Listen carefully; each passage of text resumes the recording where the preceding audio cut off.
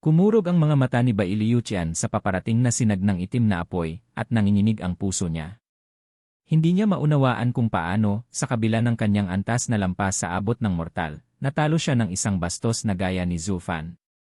Kaya pinigil na niya ang pag-isip, huminahon, at instinktibong itinaas ang Sundering Sword. Bam! Nanginginig ang mga kamay ng Invincible Sword, at siya'y natulak ng malayo, huminto lamang 1 milya ang layo. Kumalat ang itim na apoy sa kanyang espada at sa nanginginig niyang mga kamay. Tumingin siya ng matindi sa taong nakangisi, na puno ng seryosong ekspresyon. Ginamit niya ang kanyang kalamangan bilang Spirit King, ngunit walang bisa iyon sa ganitong atake. Ipinakita nito ang posibilidad na matalo siya sa isang batang nasa Genesis stage, na kayang sirain ang kanyang kalamangan. Nanlalamig ang audience. Ang grupo ni Bai Lijingwei ay parang tanga sa gulat. Hindi nila maunawaan kung paano naitulak ang kanilang patriarch. Ang tuktok ng mundo na ngayon lang umangat pa ng isang antas. Anong klaseng nilalang si Zhu Fan? Dumating ang dilim at ang Sword Star ay humina. Nagsimula ang isa sa Devil Palace at agad itong naging walang katapusang pag-awit habang sumisigaw ang mga disipulo, inuulit-ulit ang kanta na kumalat sa buong lupain. Lalong dumami ang umaawit, lalo silang nag-init at ang sigaw ay nagbigay buhay sa kanilang espiritu. Siya ang Dark Demon Lord, ang kanilang Lord ng Devil Palace, at lulupigin niya ang bansang hindi matalo. Ang masidhing sigaw ay tumagos sa pandinig ng iba. Narinig din ni Bai Lijingwei, nakalugmok ang mukha at nagngangalit. Nag-aatubili ang mga sundalo, hindi alam ang gagawin. Hindi pwede ito. Natalo ang Patriarch. Bumagsak ang imperyo. Habang kumakalat ang pagdududa sa larangan ng digmaan, inilagay ang isang hadlang sa paligid nina Bai Lijingshi, Bai Lijingwei, at ng kanilang mga Sword Kings. Tiningnan ng Invincible Sword ang kanyang banal na espada na napalibutan ng itim na apoy at nakaramdam ng takot. Ngunit agad itong napalitan ng galit at sigasig sa labanan, pinalipad ang apoy. Sumabog siya sa lakas, umabot sa bawat sulok ng mundo, na nagpakiling ng buong kapaligiran. Ang mapanganib na aura ay bumaba, para bang dumating na ang wakas ng araw. Divine Eye of the Void, 5 yugto, Void Wall. Nang malaman ang nangyayari, nagpakita ng 5 halo ang kanang mata ni Zhu Fan. Ang mga Dharma Kings at Sword Kings sa entablado ay napalibutan ng 7 di nakikitang hadlang. Itinaas ni Zhu Fan ang kamay at tinahak ang Demonic Sword. Bawat pulgada ng landas ay naglabas ng itim na thunder flames, pinalalakas ang kapangyarihan ng espada. Hush! Pinukpok niya ito sa lalaking nasa harapan, nakangisi ng kasamaan, ngunit ang mga mata niya ay naghahangad pa rin ng laban, nasa rurok ng kapangyarihan. Yuf! Ano na naman ang gagawin nila ngayon? Naramdaman ng lahat ng sundalo ang pag-uga ng espasyo sa bawat hadlang na itinayo, at tumingin kay Bai Lijingwei at sa entablado na may luha sa mga mata. Grabe, naghahanda sila para sa isang labis na galaw, naiintindihan ko na, at pinrotektahan nila ang kanilang mga pangunahing tao. Pero kami? Maliit lang kami, kaya pwede na kaming mamatay, tama ba? Diskriminasyon to. Ang Dark Demon Lord hindi isinama kami, dahil kaaway kami, pero ang Patriarch, pati kami. Ang mas masahol pa, kayo pa ang nagsimula ng labanan. Lahat ay nalugmok at nawala ng pag-asa sa kanilang pagkakait. Walang nagawa, tumakas sila sa lahat ng direksyon. Takbo! Rumble! Kakaangat pa lang sila nang biglang sumabog ang langit, lupa, at hangin sa kidlat. Nawawasak ang lahat, mga sundalo, bato, at ang natitirang 10 milyong sundalo, wala na silang naiwan. Sumigaw ang Invincible Sword habang sinasabog ang espada laban kay Zhu Fan, at ang mundo ay nagiging mga alon ng espada sa bawat pag-atake. Isang ganitong galaw ay sapat na upang mapinsala ang isang Sword King sa sobrang presyon at kapangyarihan. Lahat ng nakaligtas ay nasaksihan ang banal na lakas mula sa kaligtasan ng kanilang hadlang. Ito na ba ang ganap na lakas ng isang Spirit King? Nakakatakot. Para bang nakikipaglaban sa buong mundo. Kontrolado niya ang hangin at lahat sa loob nito. Sino ang makakaalpas sa ganitong lakas? Kaya naglagay sila ng mga hadlang. Iyon lang ang dahilan kung bakit nakikita namin ang ganitong kapangyarihan ng hindi nagiging abo. Nang maging saksi sa walang kapantay na pagkawasak, naramdaman ng lahat ang kilabot. Huminga sila ng malalim sa swerte nilang maging mahalaga sa labanan. May ilan ding nag-alala kay Zhu Fan. Paano niya haharapin ang mundo ngayon ay laban sa kanya? Hindi ito simpleng pagpapadala lang ng alon ng mga sundalo, gaya ng ginawa nila sa Invincible Sword noong nakaraang digmaan. Ngunit sa kabila ng ganitong panganib, ngumiti si Zufan. Kahit kontrolado ni Bailiyutian ang mundo, hindi niya kailanman makokontrol ang paligid ko. Huminga si Zufan, may 4 na gintong singsing ang kanyang kanang mata, at kumikislap ang kaliwa ng kidlat at apoy. Divine Eye of the Void, ika-4 yugto, Thunderflame Space Crusher. Boom! Umuugong ang espasyo sa paligid niya habang itim na thunder flames ang sumasakop dito, ginagawang madilim na mundo ni Zufan. Hindi siya Spirit King, hindi niya kontrolado ang hangin at espasyo sa paligid, ngunit ang maliit na lugar na ito ay sumusunod sa kanya. Crack!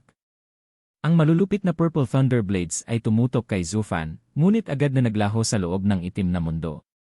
Mali si Bailiyutian, napagtanto niyang walang silbi ang malawakang atake, kaya binago ang taktika. Pinagsama niya ang kanyang lakas at sumugod sa isang malakas, nakatuon na suntok upang sirain ang depensa ng kaaway. Hush! Isang alon ng purple ang muling sumiklab sa langit, 300 metro ang laki, pinasigla ng kidlat sa daan, hinahangad sirain ang hindi matitinag na mundo na itinayo ni Zufan. Ngunit hindi humina ang soaring sword art ni Zufan. Sumiklab ang kanyang kanang kamay, humampas ng may lakas ng kilin. Hush! Isang itim na alon ang sumugod, naghatid ng pangamba at kamatayan ng tumagpo sa atake ng Invincible Sword. Rumble! Nagbuto ang 2 alon, bumaha ng presyon sa buong mundo, purple lightning at itim na apoy, nagkalat na parang ulan ng meteoro, lalo pang winasak ang lugar. Ang mga nasa likod ng hadlang ay nanood sa labanan ng mga higante.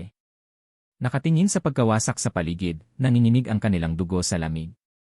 Grabe, lalong nakakabaliw at nakakapinsala ang banggaan nila. Hindi pa rin humupa ang gulat ng sumugod si Zufan, hawak ang demonic sword, patungo kay Bailiyutian. Pinanatili niya ang Thunderflame Space Crusher, ngunit imbes na magtuon sa sarili, ginawa niya itong 1 milya ang haba ng itim na dragon. Nakapwesto siya sa ulo nito, sumugod ng buong galit. Sa ilalim ng kontrol ni Bailiyutian, patuloy na tinatamaan siya ng kidlat, pero walang bisa. Laban sa makapangyarihang itim na dragon, lahat ng Thunder Blades ay nawala habang sumugod si Zufan upang patumbahin ang ulo nito. Nanginginig ang puso ni Bailiyutian, nabigla sa tapang ni Zufan. Napagtanto niya na kahit nakontrolado niya ang kapangyarihan sa lugar, si Zufan lamang ang immune, isang halimaw sa mga halimaw, nagtatakbo ng walang kontrol. Pinagtibay ni Bailiyutian ang kanyang puso at isinantabi ang kontrol sa espasyo sa paligid, inilalaan ang lahat ng lakas ng mundo. Lumakas ng husto ang kapangyarihan habang ito'y itinutuon. Itinuro ni Bailiyutian ang kanyang espada, at lahat ng purple lightning ay nagtipon sa talim nito. Sa isang iglap, napakaraming kidlat ang nagtipon sa kanya, nagpakita ng nakakatakot na kapangyarihan. Sa matinding sigaw, ang nagtipong kidlat ay naging isang dambuhalang ibon na 300 metro ang laki, dala si Bailiyutian at ang banal na espada. Dahil sa hindi masukat na kapangyarihang nakapaloob dito, ang ibon ay nagniningning na parang araw. Bam! Nagtagpo muli ang mga espada ni Zufan at Bailiyutian. Ngunit sa pagkakataong ito, hindi lamang kapangyarihan nila ang nagbanggaan, pinahusay pa nila ang kanilang lakas sa pamamagitan ng iba't ibang paraan na umabot sa bagong rurok. Pinatong ni Zufan ang Divine Eye of the Void at Apocalyptic Thunderflame sa kanyang lakas, na triple ang epekto. Samantala, ginamit ni Bailiyutian ang lahat ng kanyang kontrol sa mundo upang tipunin ang kidlat sa ibon, 10 beses na lakas.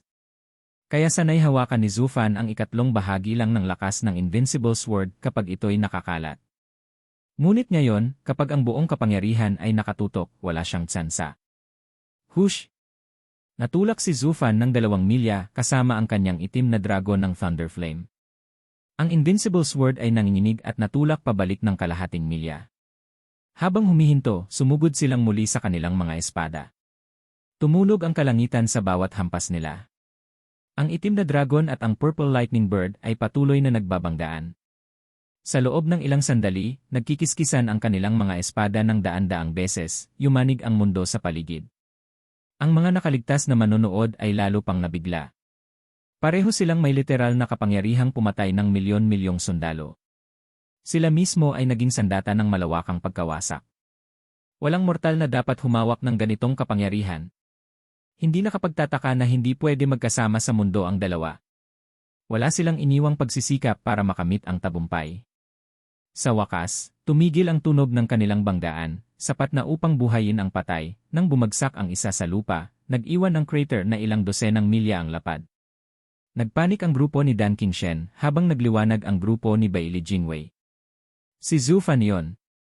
Bumangon si Zhu Fan mula sa malalim na guho, sumuka ng dugo. Hinal at pagod siya. Ang Purple Lightning Bird ay lumutang sa ibabaw niya. Nakatayo sa ulo ng ibon ang Invincible Sword, nakatitig sa pinakamalakas niyang kalaban sa buong buhay, pagod rin, ngunit nakangiti ang mga mata. Zhu Fan, natalo ka. Kahit gaano kalakas ang Soaring Sword art mo, nasa Genesis stage ka pa rin, limitado ng Yuan Qi, at hindi makakatalo sa isang Spirit King tulad ko. Ang paulit-ulit mong pag-atake sa akin ay pagkakamali mo. Humph, hindi ba pareho kayo? Huminga si Zhu Fan. Maaaring kontrolado ng Spirit King stage ang espasyo at hangin, pero hindi nito nadadagdagan ng husto ang sariling lakas. Matanda, ang pagtutok ng kontrol mo sa maliit na espasyo ay mas mabilis pang nauubos ang iyong Yuan Qi kaysa sa akin. At hindi pa natin binanggit, gaano katagal tatagal ang iyong matandang katawan sa ganitong kapangyarihan. Sigurado akong hirap ka ng kumilos. Ngumiti si Bailey Yutian, nanginginig ang katawan, sumasabay ang tunog ng kanyang buto, ngunit nakatutok pa rin ang mata sa laban. Bakit mo kailangang mag-alala? Ako'y nakatayo habang ikaw ay nasa lupa. Tumingin ang Invincible Sword sa kortina ng liwanag mula sa langit, nakangiti sa bibig. Kapag natapos na kita, walang dudang pupunta ako doon, hahaha. Tumawa si Bailey Yutian, binuhat ang mabigat na banal na espada, handa nang wakasan ang kanyang pinakamalakas na kalaban. Nakatutok ang lahat, tensyonado at abala sa bawat kilos. Ngumiti ng kakaiba si Zhu Fan. Masyado ka pang maaga, hahahan. Thunder Flame Dragon Nest. Ipinagbaba ni Zhu Fan ang demonic sword. Sumabog ang itim na enerhiya, parang alon, na ginawang itim ang lupa. Sumigaw ang mga itim na dragon sa himpapawid, pinapalakas ng Thunder Flame, lahat ay patungo kay Bailey Yutian at sa kanyang Lightning Bird, nilulubog siya sa kadiliman. Lahat ay nagkaroon ng mas madilim na kulay. Napangisi si Zhu Fan. Invincible Sword, hindi mo dapat itinutok lahat ng kontrol sa espasyo sa sarili mo. Alam mo, may domain soul ako, at sa pagbitaw ng kontrol, magagamit ko ito sa sarili ko. Ngayon, nasa Dragon Nest ka na. Tingnan natin kung makakalabas ka, hahaha. Roar! Libo-libong itim na dragon ang huminga ng apoy sa Lightning Bird, unti-unting pinipira-piraso ito. Ngumiti si Bailey Yutian, malamig ang ekspresyon. Ano bang magagawa ng dumain sa akin? Ngunit nang yumanig siya, sumigaw ang Lightning Bird. Nagliyab ang Purple Lightning at nagkaroon ng pagsabog sa Dragon Nest, bumagsak ang istruktura. Muling sumikat ang araw sa battlefield, at liwanag nito'y sumalubong sa matandang mukha ni Bailey Yutian. Ngunit wala ng oras para makaresponde ang Invincible Sword ng isang anino ang dumaan sa harap niya. Yuf! Nanginginig si Invincible Sword, nakita niyang may manipis at mahabang butas sa kanyang Lightning Bird, hanggang sa kanya at dumaan sa kanyang katawan. Tumingin siya sa itim na apoy sa kanyang tiyan, habang ang mga binti ay nakalubog na, dahan-dahang nilulunok siya nito. Invincible Sword. Isang malamig na tinig ang narinig. Sabi ko na ang mga sword arts ko ay para lamunin. Ang Dragon Nest ay hindi lang para durugin ka, kundi upang bingiin ang iyong pandama. Sa Spirit King na may kakayahang kontrolin ang espasyo, kailangan kong maging alerto sa lahat ng oras. Kahit ang dumain ko, hindi makaliligtas sa saklaw mo. Sayang, itinok mo lahat sa sarili at nawala ang kalamangan mo. Kaya ginamit ko ang pagkakataong ito para paluin ka ng hindi ka handa. Kinilabutan si Bailey Yutian, nakita ang kalmado ni Zhu Fan habang hawak ang itim na espada na kumikislap sa apoy. Hinawakan ng Invincible Sword ang kanyang espada, nakatingin sa liwanag sa itaas, hindi makapagpatawad. Ngunit mumisi, itinatapon ng Thundering Sword, sumisigaw, Zhu Fan, panalo ka. Makapunta ka sa Devil Mountain. Dalhin ang Thundering Sword at abutin ang tuktok. Huwag mong ipahiya ang espada. Huminga si Bailey Yutian at pumikit, tinunaw ng apoy hanggang abo. Hawak ang nanginginig na Purple Blade, nagdalamhati si Zhu Fan sa kanyang master, at huminga ng malalim. Invincible Sword karapat-dapat na kalaban. Sa Sacred Domain, sa isang maliit na kubo, isang kabataan ang nakaupo sa harap ng chessboard, handang ilagay ang isang piraso. Nanginginig ang kamay niya at gumulong ang piraso sa iba pa. Nawala na siya. Huminga siya ng malalim. Wala na ang Spirit King sa mortal domain. Sayang. Dapat ay nakarating na siya sa mundo na kanilang pinapangarap. Ang anino sa kanyang tabi ay nakatayo. Mali ang oras ng Spirit King. Dapat ay matagal na siyang dumating pero pinigilan ang sarili para sa isang bagay. Baka pareho ito ulit. Hindi, ngayon wala na siya habang noong nakaraan, ang bakas niya ay pinahina lang. May pumatay sa kanya bago siya makadating. Dalawang Spirit Kings ba sa mortal domain? Hindi, may nag-jump ng stages para gawin yon. Namangha ang lalaki. Nag-jump ng stages. Kahit anong Spirit King na ipinanganak sa lugar na ganito, tulad ng mortal domain, ay isang napakahalagang talento. Pero may pumatay sa kanya sa pamamagitan ng pag-jump ng stage. Hindi pa ito nangyari noon. Dahil sa maraming taon, hindi niya iniisip ang pagbabalik. Ngayon na gusto na niyang bumalik, wala nang makakahadlang, ha. Ipinukol ang piraso sa board, at ang kabataan ay tumawa ng malupit, nakakakilabot sa buto. P-Patriarch. Bumagsak si Bailey Jingwei sa lupa, nang hihina ang mga paa, may ekspresyon ng lubos na kawalan ng pag-asa. Ang natitirang mga tao ng Sword Star Empire ay parang nabighani sa pagkabigla, habang ang emperador ay nawalan ng malay. Ang puso ng imperyo, ang kanilang Diyos, ang Patriarch, ang Invincible Sword ay patay na. Hindi pwede ito. Lumuluhod ang lahat, naninginig, biglang lumabas sa ilusyong kanilang binuo sa paligid ng lalaki. Ang abo ng Invincible Sword ay nagkalat sa hangin, habang ang banal na espada, katuwang niya sa 1,000 taon, ay ngayon nasa kamay ni Zhu Fan. Hindi matatanggi ang katotohanan ito. Pumikit si Bailey Jingwei, mga luhay dumaloy sa kanyang mukha. Lumuhod ang mga Sword Kings at bumagsak sa lupa. Tanging si Xiang Guanfion ang nakatayo, parang na-freeze. Peste, mali ang pustahan ko. Inakala niyang tutulungan siya ng Invincible Sword sa kanyang layunin, ngunit sa wakas, ang lalaki na hindi kailanman natalo ay natagpuan ang kanyang kapantay. Puno ng galit ang puso ni Xiang Guanfion. Habang ang ilan ay nalulugmok sa kawalan ng pag-asa, ang iba naman ay nagagalak sa bagong simula. Bumagsak si Bailey Yutian, tanda ng pagbagsak ng pamilya Bailey. Para sa mga bilanggo, panahon ng kasiyahan. Nawala na ang halimaw na si Bailey Yutian, ha. Tumingala ang Zither Sword King sa bagong bukang liwayway, ngumiti, nilamon ng dilim ang mga bituin, at dinala ang bagong umaga. Hindi ko akalain na matutupad ito, ha. Naantig si Liu Mubay sa luha. Ang bigat ng nakaraan, ang galit sa kanyang pamilya, ay pinasa ng matagal ng walang pag-asa. Ngayon, natapos na, at ang lahat ng kanyang pagsusumikap bilang Sword King sa loob ng 1,000 taon ay nagkaroon ng kabuluhan. Ang bawat isa ay nalulunod sa sariling damdamin, kaligayahan o kalungkutan.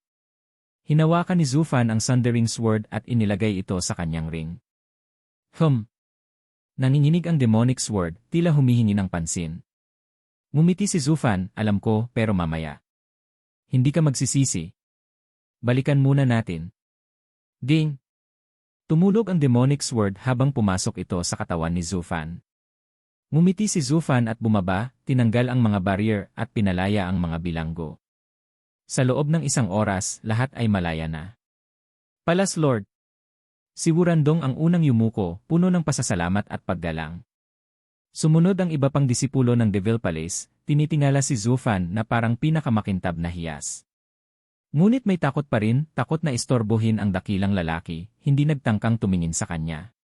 Hindi pinansin ang kanilang kasiyahan, nagsalita si Zhu Fan kay Wurandong, alisin ang lahat ng balakid.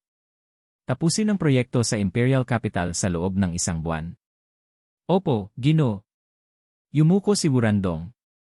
Dinala ni Ling Yuntian ang mga bilanggo mula sa 4 na lupa, at yumuko, salamat, Sir Zhuo, sa napapanahong pagliligtas. Siguradong mamamatay kami kung wala ka. Walang anuman. Hindi ko kayo ang layunin. Para sa imperyo at sa akin ang laban. Nandyan siya sa daan ko at inalis ko siya, wala nang iba pa. Wala itong personal na laban. Umiling si Zhu Fan. Tumango si Ling Yuntian, Sir Zhuo ay palaging nag-iisa, lampas sa mga sigalot ng lupa. Wala kayong galit sa imperyo. Ang nangyari ay nagtagpo lang ang aming layunin sa parehong kaaway. Pero, Sir Zhuo, sana ipaalam nyo sa amin ang plano laban sa imperyo para makapagtrabaho kami ng sabay at mas madali. Bakit pinilit ninyong magdusa kami? May lakas ka pang itanong iyon? May bailiyutian na sa bingit ng pagkatalo noon pa, bakit huminto ka? Naiwan si Ling Yunqian na walang masabi. Sect Leader Ling, hindi sa hindi kita pinagkakatiwalaan. Ang hindi ko pinagkakatiwalaan ay likas na tao. Pinuwersa kayo ng Central Area sa sulok, kaya ako'y naging Grand Marshal mo. Pagkatapos ng digmaan ng mga lupa, anong saysay ng utos ko? Ganoon din ngayon. Kung hindi naglaban ang imperyo sa mga lupa, hindi nyo kailanman iniisip sundin ang utos ko. Ang mga tao, bukod sa mga espiya ni Baili Jingwei, ay nagkakaisa lang para labanan ang mga dayuhan, di ba? Yuf! Natawa ng kaunti si Ling Yunqian, at dali-dali iniba ang paksa, Sir Zuo, tungkol sa mga espiya. Pest ka, buksing yun, gagawin kitang abo sa hangin. Tumakbo si Ling Yunqian sa mga espiya, sumisigaw at nananambit, parang panalo niya agad. Nagpanik ang mga espiya at tumakas, pero nahuli sila ng grupo ni Ling Yunqian at pinahirapan. Ngumisi si Zhu Fan. Mga matanda. Kuya Zhu. Master. Dumating si Luo Yunhai at ang asawa niya kasama ang Luo clan, lahat excited. Ngumiti si Zhu Fan at tiniklop ang mga kamay, patawarin niyo ako sa abala na Shove it where the sun doesn't shine. Isang galit na tinig ang sumigaw habang isang kaakit-akit na babae ang sumugod at itinuro ang kanyang dibdib, ikaw na halimaw, nasaan ka buong buhay na ito? Hindi ka man lang nagpaalam ng kahit isang beses sa 100 taon. Mas mabuti pang patay ka na lang. Pwede mong ipaalam na ligtas ka. Nag-aalala kami Nataranta si Zhu Fan sa pagpuna, kayang harapin ang invincible sword, pero hindi ang turo ng isang magandang babae. Umiling na lang siya, Miss, gusto kong ipaalam, pero palagi akong abala at ayaw kitang idamay. Natatakot ako okay lang na iwan kami. Hindi ba kami nadamay na rin? Ang darating kahit saan ka naroroon. Ang hindi, pero wala ka pa rin. Ano bang dapat ikatakot Sumigaw at umiyak si Luo Yunqian sa kanya, hanggang sa mahigpit siyang niyakap, nakasandal ang ulo sa dibdib niya. Pula ang kanyang mga mata at humihikbi, sagot ka at huwag kang aalis. Sinabi ko, ano man ito, sabay natin haharapin. Huwag kang aalis, okay? Nakatigil si Zhu Fan, tumingin sa kanyang magandang mukha, at hindi alam ang gagawin sa mga kamay. You, Miss Bababa ang kamay mo. Ipinwesto ni Luo Yunqian ang kamay niya sa kanyang baywang, pagkatapos ay nakadapa ng masaya sa kanyang dibdib, ngumingiti at umiiyak. Kumatok ang isip ni Zhu Fan, tumingin sa iba na mas piniling huwag makialam, naghahanap ng dahilan para makaalis. Palas Lord, ipag-uutos ko ang mga tao at sisimulan ang trabaho. Anong bilis? Kakabiglang natin sila. Hindi ba pwede munang magpahinga ng ilang araw? Haini. Nakita ni Zhu Fan si Wurandong na tumatakbo. Tiningnan niya ang young miss na nakadikit sa kanya at huminga, Miss, kailangan kong hanapin ang aking asawa. Humugot si Luo Yunqian, ngunit humawak pa rin. Pagkatapos ng sandali, sinabi niya, okay lang kung pupunta ka kay Miss Qingcheng, hindi kita pipigilan. Pero hindi mo rin mapipigilan ang damdamin ko para sa'yo. Miss huwag mo nang sabihin. Tumayo si Luo Yunqian, tumingin sa kanya at mumiti, sinabi ko na, hindi kita pipigilan at hindi mo rin ako mapipigilan. Pamilya tayo. Balik tayo, Steward Zhu. Palaging may lugar para sa'yo. Ano man ang gawin mo, sabay nating haharapin, pati ang paghahanap kay Miss Qingcheng. Laging kasama ka namin, basta't hindi mo kami itatapon. Tumango ang Luo clan, ipinakita ang kanilang sinseridad. Naramdaman ni Zhu Fan ang init ng intensyon nila at mumiti, kung ganon, bumalik na ang head steward ng Luo clan. Nagdiwang ang lahat at tumalon sa tuwa. Ngunit sa likod ng ngiti ni Zhu Fan, may bakas ng kalungkutan sa kanyang mga mata. Magkita man lang at maghihiwalay. Maikli ang oras natin. Halos tapos na ang landas ng pag-akyat. Huminto, huwag mo siyang hawakan. Kung may pakialam ka sa kanya, sa akin ka muna. Isang sigaw ang kumuha ng atensyon ni Zhu Fan. Napatingin siya at nag-frown.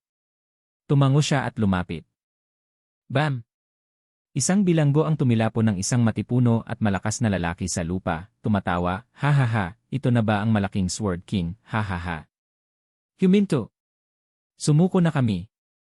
Ano bang ginagawa mo? Matingkad ang tingin ni Baliyuyu, nagngangalit. Umisi ang kabataan, may mapang-uyam na ngiti, ano? Di ba't laging mataas ang Sword Kings noon? Patay na ang Invincible Sword, walang silbi ang anumang paghihiganti. Sumuko na lang kayo kung gusto ninyong mabuhay, o kung hindi. O kung hindi. Mahigpit na hinawakan ng bakal ang kanyang pulso. Napalingon siya, nanginginig, Marshal Zhou, na ihanda na namin ang lahat ng bilanggo para sa inyo. Nanginig si Baili Yuyu, habang pinagmamasdan ang lalaking pinapangarap niyang makasama sa loob ng 100 taon, tumibok ang kanyang puso. Umisi si Zhu Fan, alam mo ba na bilang ko ang mga bilanggo? Maaaring akala ng iba na ikaw ang kumuha sa kanila. Talagang kamangha-mangha kang talunin ang mga Sword Kings ng Central Area. Hindi po, Marshal Zhou. Kayo ang aming Grand Marshal ng 4 na lupa, gaya noon. Lahat ito para sa inyo. Humph, nakakatawang dahilan. Noon pa man, wala kayong ginawa para sa akin, at ngayon gusto niyong sumingit. Tinapo ni Zhu Fan ang lalaki sa hangin at naglaho sa malayo, ayos lang kung wala. Ang iba ay kumilos na parang walang alam, yumuko at nilinisan ang lugar.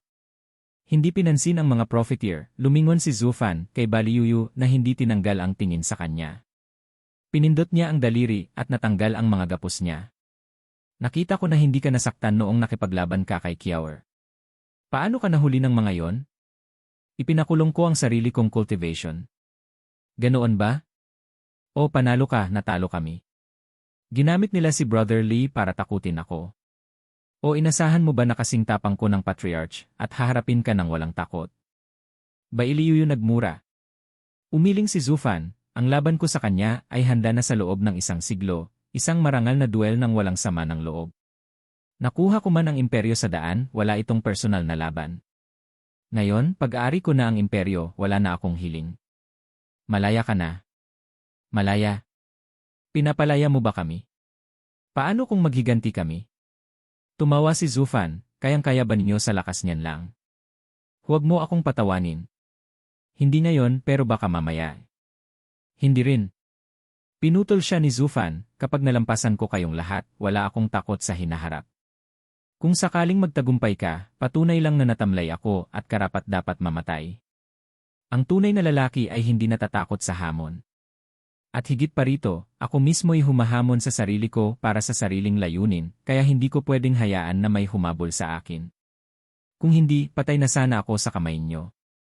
Nalabo ang mga mata ni Bailiyu, katulad ka ng Patriarch, o mas malakas pa. Hangad ng Patriarch ang rurok, ngunit natatakot na mahigitan. Wala kang ganitong takot, kaya panalo ka. Pinupuri mo lang ako. Ang kinatatakutan ko ay hindi mo maaabot. Kumaway si Zhu Fan at naglakad palayo, dalhin sila at umalis na. Masaya ang laban natin minsan, at ito ang pasasalamat ko. Tiningnan siya ng matagal ni Bailiyu, pagkatapos ay ipinahiwatig sa iba na tanggalin ang kanilang gapos. Biglang isang sigaw at pag-ulan ng lakas ang dumampi, may sumugod kay Zhu Fan, Zhu Fan. Ano na naman ito? Hush! Hawak ni Zhu Fan ang lead ng sumugod, si Baili Jingshan. Higanti sa Invincible Sword, di ba? Sabi ko nga, wala kayong kakayahan. Pero since hinamon mo ako, sasagutin ko rin. Higpit na hinawakan ni Zhu Fan, ako'y may prinsipyo at pwede kong baliwalain ang galit nyo, pero kapag sinubukan nyo, kakailanganin nyo din panagutin ang sarili nyo. Sandali. Sumugod si Bailiyu Li, Sir Zhou, pakawalan nyo ang Crown Prince. Kung kailangan, ako na lang. Kumindat si Zhu Fan, Bailiyu Li, mas maayos ang relasyon natin noon. Tulungan mo ako noon, kaya tinulungan mo rin ako. Pero ano ang kinalaman mo sa Crown Prince? Dahil noon pa, alam niya na pinakawalan ko kayo, ngunit hindi sinabi. Inaalagaan ang salita niya sa 100 taon, kaya nakamit ang aking pagkakaibigan. Hindi mo ba naisip na baka may dahilan siya? Mata ni Zhu Fan kumiling, ang inyong kagalang-galang, hindi rin santo, alam kung paano gamitin ang utang na loob. Bilang Crown Prince, natutunan kong pamahalaan. Wala itong kinalaman sa utang na loob, puro negosyo. Noong may itim mong apoy sa akin, iniligtas ako ng Thunder Sword King. Tama ang ginawa niya sa pagpugot ng aking braso. Gusto ko ring gawin, pero ibig sabihin ay tapos na ang lahat, wala na ang trono ko. May narinig ka na bang pilay na nakaupo sa trono sa kasaysayan ng sangkatauhan? Kaya iniligtas ako ng Thunder Sword King. Pero pagkatapos, tinulungan ko silang itago ang koneksyon sa iyo, hindi iniisip ang implikasyon. Ngunit dahil nawalan ako ng braso, nakatakda akong mag-isa, kaya bakit ko pahihiramin ang Sword King? Proteksyon lang iyon sa sarili ko. Makikita mo. Naayos na niya ang lahat at hindi para sa'yo. Siguro inalagaan mo siya lahat ng taon kaya tama lang. Ngumisi si Zufan. Ngunit matatag si Bailiulay, gayunpaman, may pagkakaibigan pa rin ako sa kanya, kaya hinihiling kong pigilan mo ang kamay mo. Oo, dahil may pagkakaibigan ka sa kanya, pareho ang naramdaman ko. Pero isang beses lang ito. Hintayin mo munang maging malakas bago lumapit muli. Ngumisi si Zufan at bumalik, 1 buwan mula ngayon, aalis ako sa mundong ito, patungo sa lugar na pinangarap ng Patriarch. Lahat ay welcome, hahaha. Kumiling si Baili Jingshan, ano ang plano niya? Pagtingin kami sa panig niya pagkatapos patayin ang Patriarch. Parang hindi. Mahirap sabihin. Matibay ang desisyon ni Baliuyu, labanan ng Patriarch at Zufan, marangal at buong buhay ang nakataya. Nang mamatay ang Patriarch, wala siyang galit. Sa mga cultivator, anong sama ng loob sa hamon? Inyong kagalang-galang, hindi ka lalakas kung wala itong hangarin. Tignan mo ang sarili mo. Pagkalipas ng 100 taon, hindi mo pa rin matatalo si Nayelin at Aoyang Changqing. Nawalan ka ng braso pero hindi ito nakapinsala ng husto. Isipin ang ginawa mo sa nakaraang siglo. Isang bagay lang ang pumuno sa isip ni Baili Jingshan, galit. Galit sa pagkawala ng braso, sa pagkatalo sa posisyon, at sa lahat ng pagtutukso sa kanya. Halos nawasak na ng galit ang Sundering Sword Art niya. Huminga ng malalim si Baili Jingshan, pinikit ang mata. Unang hakbang tungo sa lakas at paglampas sa taong hinatulan niya buong buhay, bitawan ang galit at ituon ang mata sa rurok. Ngumiti si Bailiuyu ng palihim. Halina, lahat tayo, sa mundong pinangarap makita ng Patriarch. Hindi ba't makakapagbigay ginhawa sa kanyang espiritu? Hahaha. Gusto mo lang talagang makasama sa bata. Kumindat si Bailiulay, umiling. Sa ibang sulok, sumusunod sa kaguluhan, sinuntok at pinahiya sina Baili Jingshi at Baili Jingwei. Binugbog sina Buxingyun at ang iba pang espiya. Kumunot ang noo ni Lu Yunhai, sila pa rin ang Prime Minister at Emperador. Kahit bilang bihag, bakit kailangang maliitin? Ang nanalo ang may karapatan sa premyo at sila ang natalo. Lumakad si Zufan, pero hindi ba ako ang nanalo? Ang mga ito mula sa 4 na lupa ay bilanggulang, at ngayon iniisip nilang boss sila. Naku, Kuya Zo, Baili Jingwei ay masama, pero hindi niya kailanman sinira ang dangal namin. Sana hayaan mo kaming ayusin siya. Oo, palaging pantay ang kabayaran. Maaari kong patayin siya, pero hindi ko siya pipinsalaan ng kahihiyan. Tumango si Zufan, ikaw ang clan head, kaya gawin mo ang gusto mo. Sumigla si Lu Yunhai at sumugod sa laban. Umiling si Zufan, tingnan nyo, ito ang huling aral ko sa inyo tungkol sa tama at mali, banal at demonyo. Sino ba rito ang tama, Miss Murongbi? Humph, ito na pala ang pinakamataas na emperador at pinakamagaling na punong ministro sa buong mundo. Nagmayabang ka, nagpakitang gilas, at tingnan mo ngayon, sa ilalim ng aking paa. Hehehe, sa wakas nakuha mo rin ang nararapat sa'yo. Ngayon kami naman ang magpapakabasto sa lahat ng mga bigating ito, hahaha. Bang! Tahimik lang sina Baili Jingwei at ang kanyang grupo, sinasalo ang lahat ng pananakit at panlalait, pisikal man o emosyonal. Lalong sumiklab ang mga abusado, huminto lamang nang dumating si Lu Yunhai upang ipahinto sila. Kahit ganoon, umalis sila na may malapad at mapanuring ngiti, parang isang prized underdog. Umiling si Murong Xue, nabigo, ang mga mararangyang ito'y iniwan ang kanilang mga tao, iniiwasan ang tungkulin sa gitna ng sakuna, at ngayon ay nagmamayabang sa mga natalo. Kahit si Baili Jingwei, ang pinakamalupit na mastermind at ating kaaway, hindi babagsak ng ganito kalow. Ngumiti si Zufan habang naglalakad, may madilim na kinang sa mata. Ang tama at mali ay nagsisimula sa isip. Sa mundong ito, sino ang makapipigil sa kanyang ligaw na kalikasan? Hahaha! Bumagsak ang imperial na kabisera.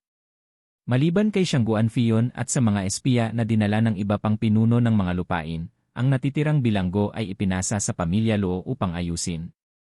Kumalat ang balita sa buong imperyo, winasak ang moral ng lahat ng puwersang sinusubukang ipagtanggol ang 3 lupain. Bumagsak ang imperyo at ang central area. Ito na ang bagong katotohanan. Nagwagi rin ang paghihimagsik ng silangang lupain, ibinalik ang Shangguan bilang pinuno. Nagkaroon muli ng kapayapaan sa 5 lupain, bumalik sa kanilang dating tungkulin ang mga Dharma Kings. Itinabi ni Zufan ang lahat at sumama sa pamilya Luo upang magpahinga kasama ang iba. Nag-alala sina Luo Sifan at ang dalawa pang bata. Tinanggap nila ang kanilang mga magulang ng labis ang kagalakan, habang napansin ng matatanda ng Luo Alliance na bumalik na ang unang dakilang steward. Lahat ay yumuko ng malalim bilang paggalang. Nalaman ng mga bata na si Steward Zuo ay isang monumental na tao sa alyansa.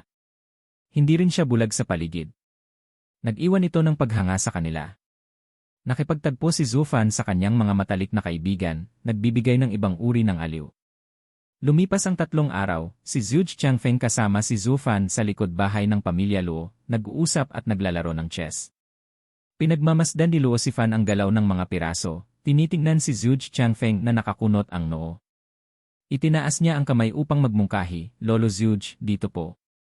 Hahaha, batang dalaga, kung ilalagay ko rito, sinunog ko na ang sarili kong paa, at hindi pa kailangan ng Steward Zuo na pumatay. Nipis na ngumiti si Zuj Changfeng habang hinihimas ang kanyang balbas, lalo pang humigpit ang chess skills ni Steward Zuo. Tinatanggap ko ang kumpletong pagkatalo. Napaot si Luo Sifan, Lolo Zuj, natalo ka na ng 10 rounds, pero sinasabi niyo na pinakamahusay ka sa Western Lands. Bakit Noong wala pa si Steward Zuo. Natalo na rin kita noon 100 taon na ang nakaraan, hahaha, tumawa si Zuj Changfeng. Ngumiti si Zufan, Prime Minister Zuj, hawak mo pa rin ba ang galit na yon? Hahaha ni. Kuya Zuo. Master. Lumapit sina Luo Yunhai at ang asawa niya, yumuko. Tumayo rin sina Zuj Changfeng at Luo Sifan upang batiin sila. Clan Head, Madam. Mom, Dad. Yunhai, ikaw ang clan head, ako dapat ang bumisita sa iyo. Bakit maaga na kayo rito? Sinusuri ni Zufan ang chess pieces habang nag-uusap. Umiti si Luo Yunhai, Kuya Zuo, nagbibiro ka lang. Hindi ko kailanman ipipilit na bumisita ka sa akin. Narinig kong bumalik ka at marami sa ating lumang kaibigan mula sa Western Lands ang narito, kahit na ang Exalted. Exalted Double Dragons. Tumalon si Luo Sifan, halos hindi dumadalaw ang Exalted sa lupain, at hindi ko pa sila nakilala. Akala ko hindi sila darating sa aming pintuan. Natural lang. Ngumiti si Zuj Changfeng, tinalo ni Steward Zuo ang Invincible Sword, pinakamahusay sa mundo. Ngayon ay nasa pamilya Luo siya at pinapalakas ang reputasyon ng Luo Alliance. Sinasabi na pinalitan ng pamilya Luo ang Baili bilang pinakamahusay na pamilya sa mundo. Kailangang igalang ng Exalted at hindi na pwedeng maging mataas ang tingin nila. Napahanga si Luo Sifan, tinitingnan si Zufan ng may paghanga. Ang Uncle Zuo ay napakagaling. Tumayo si Zufan at naglakad, dahil magkaibigan tayo, makipagkita tayo sa kanila. Hindi ko na muling makukuha ang pagkakataon. Sandali. Bumaling si Zufan sa matalim na sigaw, Shuang-er, ang tagal na. Nasa pamilya Luo na ako ng ilang araw pero hindi kita nakita. Nasaan ka na? Hahaha ni. Holy Maiden. Ngumiti si Zufan sa magandang biro, nagtataka pa rin dahil dapat alam ni Shuang-er na kasama niya siya sa pamilya Luo. Ngumiti ang grupo ni Luo Yunhai. Ngumiti rin si Yun Shuang at hinawakan ang braso ni Zufan, sama ka sa akin. Bakit? Gusto kang makita ng aking patriarch. Ang iyong patriarch? Tanong ni Zufan, nagtataka. Ngumiti si Shuang-er. Ang akin Yun Clan Patriarch, Sovereign Yun, isa sa 10 ancient sovereigns, gustong makita ang demonic Emperor Zhu Yifan. Napahinto si Zufan, seryoso ang mukha. Ang nawawalang Sovereign Yun ay nasa mortal domain. Pagkalipas ng 10 araw, sa isang makapal na kabubatan, isang lalaki at babae ang tumakbo sa mga gubat at dumapo sa ilang guho. Ang bawat bato ay natakpan ng baging at ligaw na halaman. Ito ba ang ancestral home ng Yun Clan? Tanong ni Zufan. Tumango si Yun Shuang, iniwan ng Yun Clan ang lugar na ito noon, kaya nawasak ito. Kung hindi dahil sa huling digmaan sa 5 lupain, baka hindi ko na ito mabalikan upang humingi ng pagpapala mula sa aking patriarch. Dito ako nanatili, sa ilalim ng kanyang gabay, upang mag-cultivate. Gumawa si Yun Shuang ng senyas at ang mga nakakalat na bato ay kumilos, ang hangin ay kumikislap sa harap. Halina! Ngumiti siya kay Zufan, hinawakan ang kanyang kamay, at pinangunahan sa kumikislap na hangin. Napunta sila sa isang madilim na kuweba, at hindi makontrol ang kanilang mga katawan, lumulutang sa espasyo. Tanging presensya ay ang walang katapusang mga bituin na nagbibigay ng mahiwagang liwanag. Boom! Lumitaw sa kanilang harapan ang imahe ng 300 metro taas na matandang lalaki, naglalabas ng puting aura at liwanag sa madilim na espasyo. Maligayang pagdating sa aking star space, Demonic Emperor Zhu Yifan. Ikaw ba ang sovereign yun? Napabigla si Zufan, bumaba at yumuko, pagbati, Senior. Tumango rin si Yunshuang, pagbati, Patriarch. Hindi na kailangan yon. Ako'y isa lamang bakas. Mukha ni Sovereign yun ni seryoso, Demonic Emperor Zhu Yifan, alam mo ba kung bakit kita hiniling? Hindi tumingin si Zufan, patuloy sa pagkuyok, hindi po, pakituro po, Senior. Dahil may nawala ka. Kung wala ito, mamamatay ka. Seryoso si Sovereign yun, hindi mahalaga ang iyong kamatayan, ngunit makakaapekto ito sa kapalaran ng lahat ng nilalang, magdudulot ng kapighatian sa atin. Kailangan mo itong maibalik, naiintindihan mo. Nag-isip si Zufan, Senior, ano po ang hinahanap ko? Alam mo na kung ano yon. Seryoso si Sovereign yun, habang kumikinang ang kanyang kamay at ipinakita ang isang itim na bola, iniabot kay Zufan. Ito ay ika-6 na grade sacred weapon na ginawa ko sa buong kapangyarihan ko, World Bridge. Walang lugar ang hindi maaabot nito. Basta naisip mo ang isang lugar, dadalhin ka nito doon, at tutulungan kang hanapin kung ano o sino ang iyong hinahanap. Gagabayan ka rin ito patungo sa iyong hinahanap. Tiningnan ni Zufan ang itim na bola ng mas mabuti, napansin ang enerhiyang umiikot sa loob, parang primordial energy na bumuo sa mundo, na sinundan ng walang katapusang mga bituin na pumapalibot dito. Pakiramdam niya ay nasa isang malawak at walang katapusang mundo siya, mulat sa kanyang kahinaan sa harap ng ganitong universo, parang isang langgam na pinipiga ng mga puwersang di nakikita. Bigla siyang bumangon sa katinuan, pawis na dumadaloy sa kanyang noo. Puno ng takot at pangamba ang kanyang puso. Ang kanyang kayabangan at pride bilang tao ay nawasak sa sandaling iyon. Kuya Zhu, ayos ka lang ba? Tanong ni Yunshuang. Ayos lang, sagot ni Zufan. Huminga siya ng maluwag at tumutok sa itim na bola. Senior Sovereign yun, paano ko po gagamitin ang inyong kayamanan? Ngumiti ang Sovereign, alamin mo sa sarili mo. Sinuman o anumang hinahanap mo, tutulungan ka ng World Bridge. Iyon lang ang kailangan kong sabihin, bata. Maaari ka nang umalis. Isinampal ni Sovereign yun ang kanyang kamay, at isang astral wind ang nagtulak kay Zufan palayo. Kuya Zui. Shuang-er. Sumigaw si Sovereign yun, ganoon din si Yunshuang. Lumingon siya at sinabi, Patriarch. Papalawigin na ako, sagot ng Sovereign yun, nagiging transparent habang nakangiti, mula pa noong sinaunang panahon, nanatili ang bakas na ito dahil sa tulong ng World Bridge. Lahat ng ginagawa ko ay naghihintay ng isang tao na ibigay ito sa kanya. Ngayon dumating na ang oras at mawawala na ako. Nasa kanya na ang natitirang bahagi. Huwag mong sayangin eh.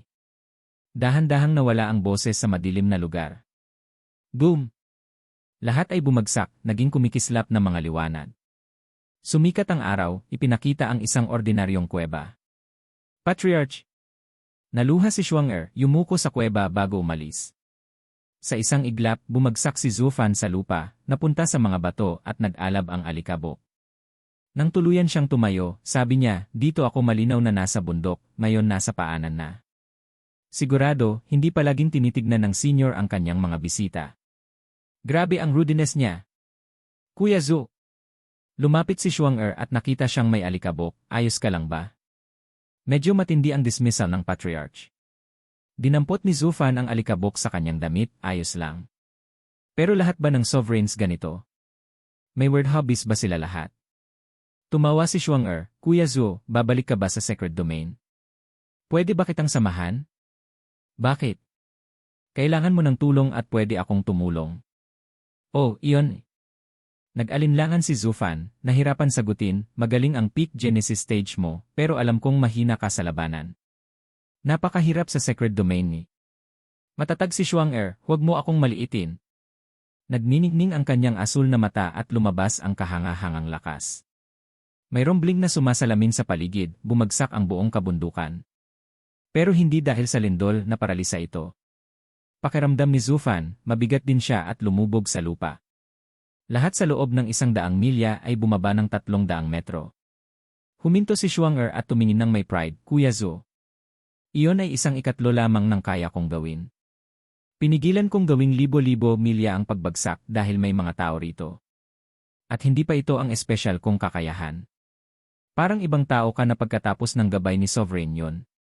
Napangiti si Zufan, bakit hindi tinuruan ng Patriarch ang mga disipulo na protektahan ang inyong clan?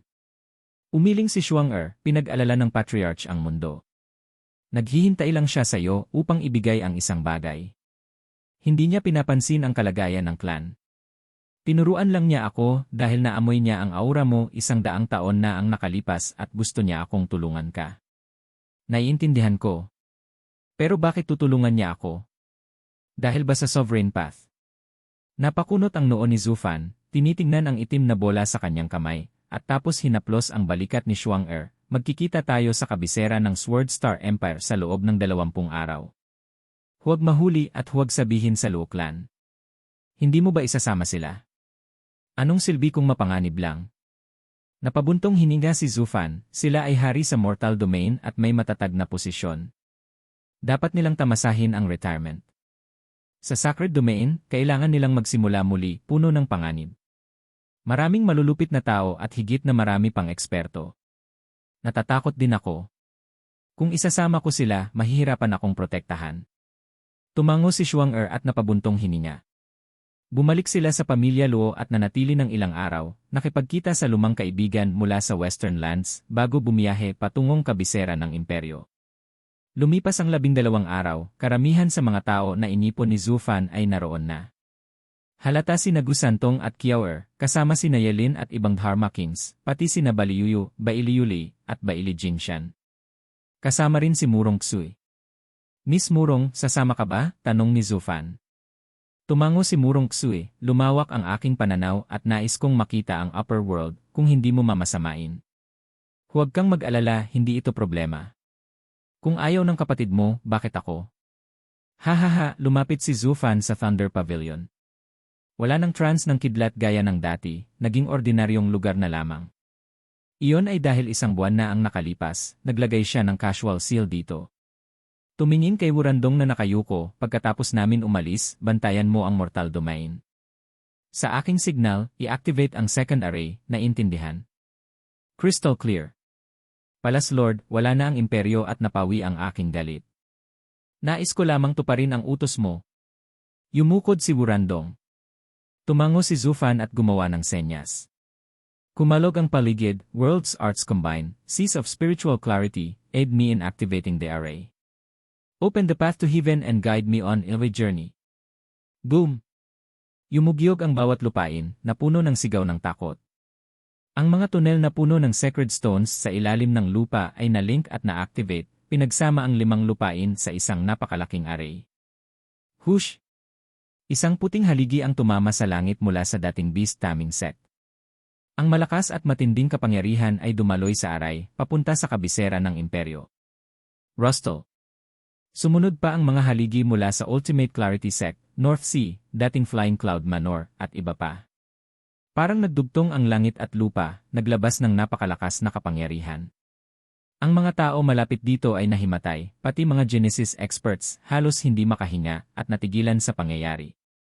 7 haligi ang tumayo sa 5 lupain. Ang espiritual na enerhiya mula sa Sacred Domain ay dumaloy sa World Wind Tunnels, pinalakas ang malaking aray at dumaloy sa kabisera ng imperyo. Sumigaw ang Dragon Ancestor, hahaha, sa wakas, dumating ang panahon ng ating kalayaan, hahaha. Natapos na. Babalik na ang bata, hahaha. Ingat sa biyahe, kaibigan. Sa Albist Mountain Range, naramdaman ni Vaulting Kunpang ang pagbabago ng spiritual energy, nakita ang 7 haligi, at mumiti ng malapad. Ang lahat ay ayon sa plano, planong inihanda sa loob ng ions, hahaha. Hush! Ang lahat ng kapangyarihan ay nagtipon sa isang lugar. Kumislap ang mga mata ni Zufan, gumawa ng senyas at itinuro, all paths converge, ascension path, open. Boom! Sa isang huling malakas na pag-uga sa buong mundo, naglabas ang Thunder Pavilion ng sariling puting haligi sa langit. Boom! Nagpakita ang mga langit ng nakasisilaw na liwanag, ang parehong liwanag na tumatawag sa Spirit King na si Bailiyut yan. Ang daan patungong Sacred Domain ay opisyal ng bukas. Yumugyog ang lupa at tumulo ang tubig sa loob ng isang madilim na bilangguan. Isang pagod na kalagitnaang lalaki ang nakaupo sa maruming kama, mukhang malungkot at walang pag-asa. Crack! May ingay mula sa labas, at isang lalaki ang yumuko, pagbati, Your Majesty. Buksan ang selda. Opo. Pumasok ang isang lalaki na nakasuot ng royal na damit, tumingin sa bilanggo na nakasuot ng sirang damit, Imperial Brother, narinig mo ba? Iyon ang tunog ng mga lumalabas na matagal ng kaibigan. Ngunit kahit ako ang pinuno ng isang bansa, wala akong nararapat na pamamaalam na regalo. Sino ang umaalis? Tumingala ang bilanggo at tumingin kay Yuen Kong, emperador ng Chenyu. Bumuntong hininga si Yuen Kong, ang aking mga sworn brothers, syempre, sina Zhu Fan at ang Lu clan. Papunta sila sa mas mataas na mundo at mararating ang mga rurok na hindi natin maisip. Nandito lang ako, nagdarasal para sa kanilang ligtas na paglalakbay. Hahaha, para sa Your Majesty na makita ang isang traidor ng personal, ipinagmamalaki mo lang ba ito? Pinuna ni Wen Yong, sumama ako sa Sword Star Empire, ang pinakamakapangyarihang bansa, ngunit giniba ito ni Zhu Fan. Ngayon nahuli mo na ako at siguro ay nasisiyahan ka. Wala na akong pagkakataon na lumaban. Nasa iyong kapangyarihan na ako'y patayin o pilitin. Tumingin si Wen Kong nang may lungkot, ikalawang kapatid, sa totoo lang, tinanggal na talaga kita kung nangyari ito 100 taon na ang nakalipas. Ngunit ngayon, lahat ay nagbago. Ramdam ko na humina ang aking kapangyarihan habang nakasandal ang Luo Alliance. Nalungkot ako. Ngunit bumalik si Luo Yunhai at ibinalik ang buong kapangyarihan sa akin. Akala ko masaya ako, ngunit natagpuan ko lamang sa loob ang walang katapusang kawalan. Kawalan? Opo. Bumuntong hiniga si Wen Kong, ano ang silbi ng kapangyarihan ng emperador, kung lahat ay walang saysay? Para sa kapangyarihang ito, pinatay ko ang aking nakatatandang kapatid, sinaktan ang aking ama, at naging puppet lamang upang itapon ako na parang basura. Nang bumalik ang kapangyarihan, umiiyak ako. Ano ito? Mga hari at opisyal, ama at anak, nag-aaway para sa anong layunin? Para lamang sa isang tao na tumayo ng mag-isa sa malamig na kalawakan. Pumatak ang luha, naiwan si Wenyong sa pagkabigla. Ano nga ba ang otoridad, kung paano ako, ang bobo at matabang ikatlong kapatid, naging brutal para patayin ang aming ama at nakatatandang kapatid, at hinabol ka pa rin? Ikalawang kapatid, nagpapatotoo ako rito, ngunit hindi mo dapat ipasan sa akin ang lahat. Ang Crown Prince mismo ang pumatay sa aming ama. Sumali lang ako at pinatay ang Crown Prince sa akusasyong patricide. Pinatay ng Crown Prince ang ating Imperial Father. Huwag kang magsalita ng kalokohan. Bakit narinig ko na ikaw ang pumatay, kasama ang Lu clan para makuha ang kapangyarihan? Totoo iyon. Ikaw ay aking bilanggo, kaya bakit ko kailangang gumawa ng kwento? Bumuntong hininga si Wen Kong. Ang Imperial Father ay ginamit ang mga dayuhan laban sa Lu clan at inihanda ang Crown Prince para mamatay upang ang lupain ay mapunta sa akin. Ngunit unang umatake ang Crown Prince, panalo ang Lu clan, at sa kanilang mga anino, ako'y naging puppet emperor. Kung hindi sa Lu clan, ako sana ang magmamana. Hindi naman planado ng Imperial Father na ibigay sa Crown Prince. Nanginginig ang mukha ni Wen Yong, paano yon? Akala ko ikaw ang pumatay at hinabol ko ang paghihiganti. Kapag naglalaban-laban ang miyembro ng imperyo, sino ang hindi naghihiganti? Bumuntong hininga si Wen Kong, lahat nawawala sa sarili, sinisikap patayin ang mga hindi kontrolado. Walang sinuman ang magpapalaya sa iyo, ikalawang kapatid, maging sino paman, at ako rin ay banta sa trono. Napatingin si Wen Yong nang wala sa sarili, at bumagsak na walang lakas. Ano ba ang ginawa ko nitong nakaraang siglo? Tumulong sa mga gustong pumatay sa akin para sa paghihiganti. Hahaha ni. Guardia, palayain si Wen Yong, utos ni Wen Kong. Sumunod ang sundalo. Tumitig si Wen Kong ng matagal, at mumiti, uminom ako kasama si Zhu Fan ilang araw na ang nakalipas at napagtanto ang isang problema. Hindi siya nagmamalasakit sa kapangyarihan, kundi sa panalo laban sa mundo. Pinaghirapan natin, ngunit nakuha natin ang karapatan sa buhay ng katahimikan. Ikalawang kapatid, ang iba pang lupain ay nagpaparusa sa kanilang mga traidor, kasama sina Shang Buanfion, Buxingyon, at iba pa na nagtatapos sa kahihiyan. Ikaw pa rin ang aking ikalawang kapatid, ang tanging natitirang kapatid ko. Si Zhu Fan ay tunay na kaibigan sa pagbabalik sa iyo sa akin. Walang ibang nagmalasakit. Ngayon, may isa pang miyembro ang Yuen clan na buhay. Sa wakas nakagalaw si Wen Yong at nagduda, hindi ka ba natatakot na babalikan mo ako upang labanan? Labanan ako? Ako ay pinuno ng isang third-rate empire, samantalang ikaw ay naging mahalagang ministro sa Sword Star Empire. Bakit mo ako lalapitan? Nilait ni Wen Kong at umalis sina Zhu Fan at ang Luo clan, lahat ng matagal ng kaibigan. Wala na akong kapatid at mamumuhay ako ng katahimikan. At sa iyong krimen, kahit ipasa ko sa iyo ang trono, papayag ba ang Double Dragon Manor? Kung kaya mong talunin ang Double Dragon Manor, bakit pa ang trono? Nakakatawa, hindi ba? Hahaha. Tumulo ang mata ni Wen Yong habang pinapanood ang emperador na umalis. Sa huli, wala nang mahalaga. Wala lang, puro bias. Bakit palalaban? Haha. Lumakad si Wen Yong nang nakayuko, ramdam ang bigat ng mga siglo. Samantala, natapos ni Zhu Fan ang mga senyas at tumingin sa haligi ng liwanag. Tayo na sa upper world, sundan niyo ako. Pagdating natin, susundin niyo ang lahat ng aking sasabihin, baka mapahamak kayo at hindi na makita ang liwanag ng araw muli. Opo, sigaw ng lahat. Lumapit si Elin, Kuya, hindi ba ito recoil array para sirain ang mortal domain? Bakit naging Path of Ascension? Paano ang Master at iba pa? Hihintayin muna sila. Napakunot ang noo ni Zhu Fan, Yelin, gaano mo ba pinagkakatiwalaan ang mga matatandang iyon? All we got from what happened is from their mouths. Sino ang makapapatunay? Nagningning ang mata ni Zhu Fan, nakita niyo ang lahat sa Five Lands War. Ang Central Area panalo sa Four Lands ay hindi nangangahulugang kanilang pagkawasak. Ang Four Lands panalo sa Empire ay hindi nangangahulugang kapalaran ng Central Area. Lahat ng kapangyarihan ay para sa sarili. Walang moralidad, wala ang mabuti o masama. Kung pakakawalan natin ang mga matatanda, makakatiyak ba kayo na hindi kami lalaban? Napakunot si Elin. Humawak si Zhu Fan sa kanyang balikat, unahin natin ang Sacred Domain. Kung totoo, ipapa-activate ni Wurandong ang recoil array para palayain sila.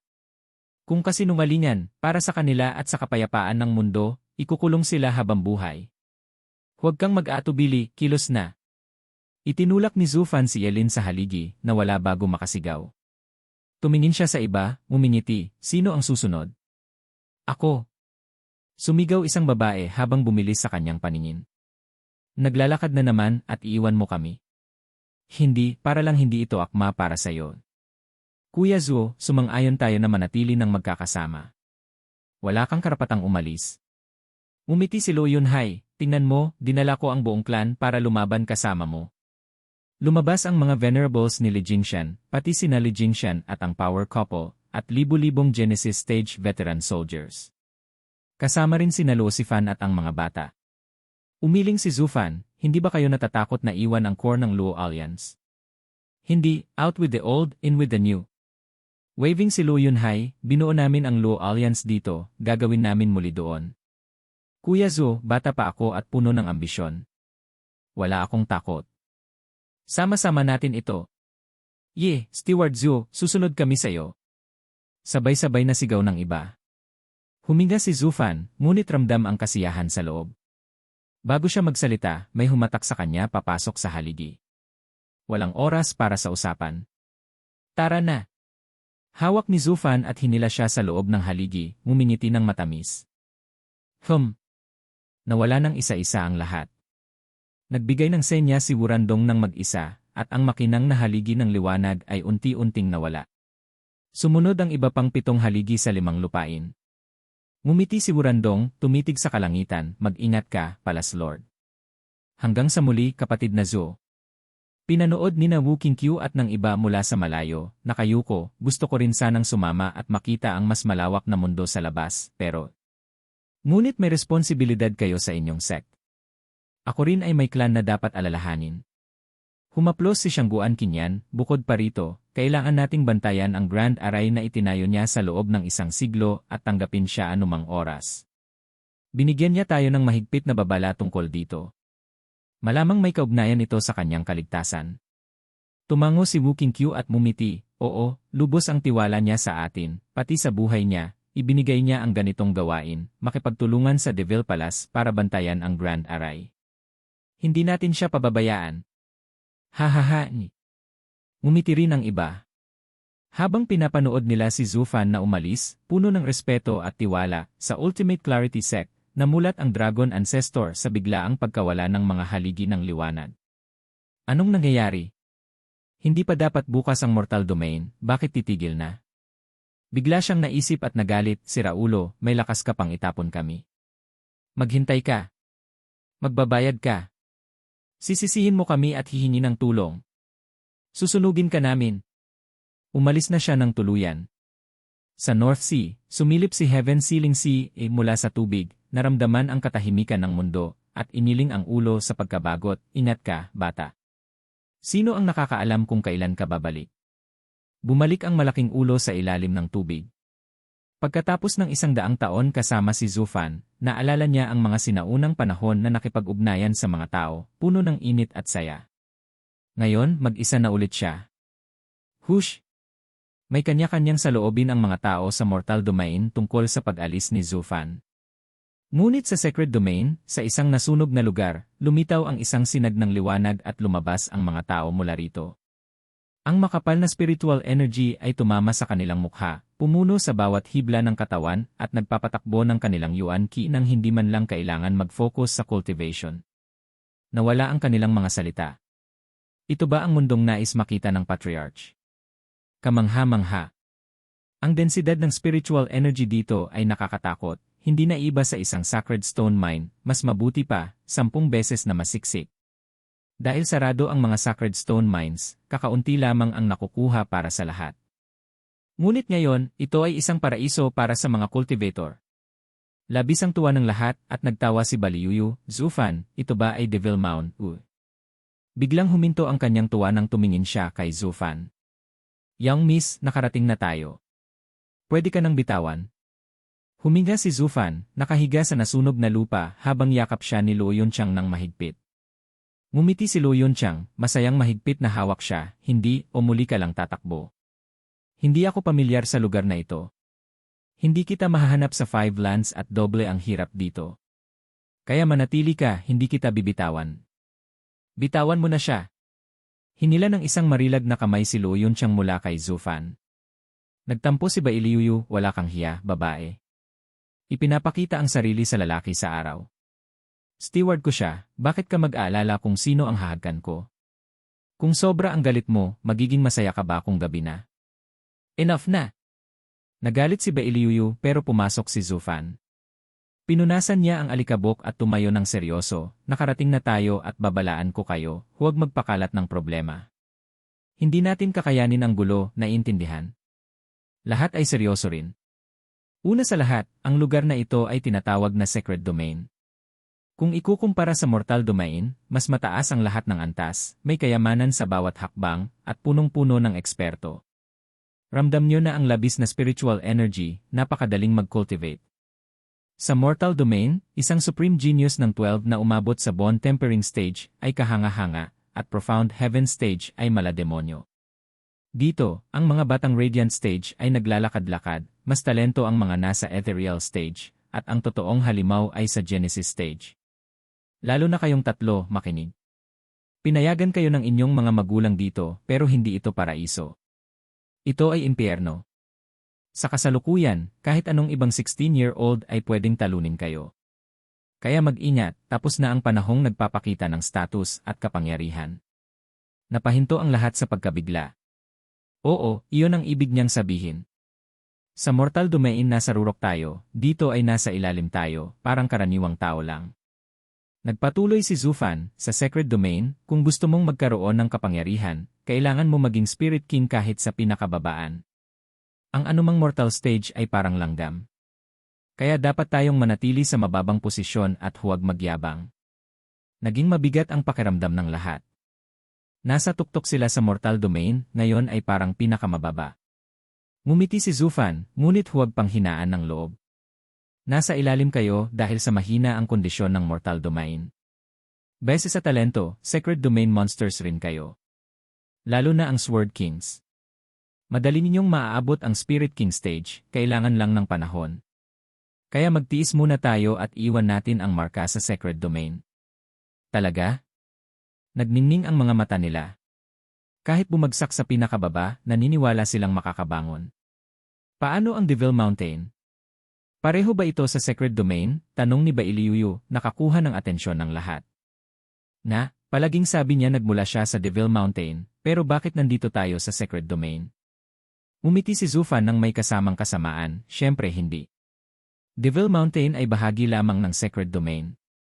Huwag mag-isip na palakaibigan ito. Mula ngayon, Devil Mountain ang ating pinakamalaking kalaban. Nanginginig ang lahat. Hindi ba ito ang kanyang sect?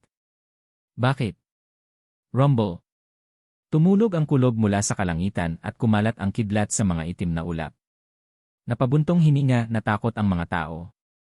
Ngunit ang kanilang kapangyarihan ay nagsimulang kumulo, parang breaking through, sigaw ng lahat. Sabi ni Zufan, oo, sa mortal domain hindi lang kakulangan ng spiritual energy kundi pinipigilan rin. Ang pagdating sa sacred domain ay parang pagdaig sa lahat ng pagsubok kaya mabilis ang pag-usad ng cultivation. Lalo na ang Sword King, matagal nang nasa rurok, mabilis na uunlad, walang palya. Bakit masama ito? Hindi ba dapat magandang bagay ang pag-usad? Ano ang alam ninyo? Napakunot si Zufan, tumitig sa kumukulong ulap ng kulog, bukod sa iba pang stage increases. Pag-abot ng Spirit King stage ay ibig sabihin muling binabago ang katawan, pinapadalisay ang meridians at yuan qi. Isang nag-breakthrough ay okay, pero ang problema marami nang nasa peak Genesis stage. Lahat sila tatawag ng kidlat, dumadami ang puwersa. Ang problema ay hindi kayo, kundi sina Yunhai at iba pa na maaaring maapektuhan. Naging balisa ang lahat sa sinabi niya, at wika ni Murong Lee, lahat ng Genesis stage cultivators sa akin. Dadalhin namin ang lightning tribulation. Huli na. Tumingin siya sa mga naggangalit na ulap sa itaas, at isang kidlat ang tumama malapit, na nag-iwan ng itim na crater na 50 milya ang lapad. Kumikitid ang mga mata ni Zufan at nanginginig. Lumabas ang itim na enerhiya mula sa kanya, bumalot kay Luo Yunhai at sa libo-libo pang iba na mas mababa sa Genesis stage. Poprotektahan ko sila gamit ang aking domain habang kayo ay lumikas at harapin ang tribulation ninyo. Lumipad sina Murong Lee at iba pa. Ngunit isang malakas na dagundong ang sumunod nang tumama ang kidlat sa itaas at pinutol ang kanilang paglipad. Ngunit dahil naaalala ang maraming inosenteng buhay sa likod, pinilit nilang magpatuloy sa paglipad. Boom! Ang kidlat ay umikot at tumama sa kanila. Pinanatili ni Zufan ang depensa, hindi inaalintana ang kidlat na tumatama rin sa kanya. Ginamit niya ang kanyang enerhiya upang maprotektahan ang iba.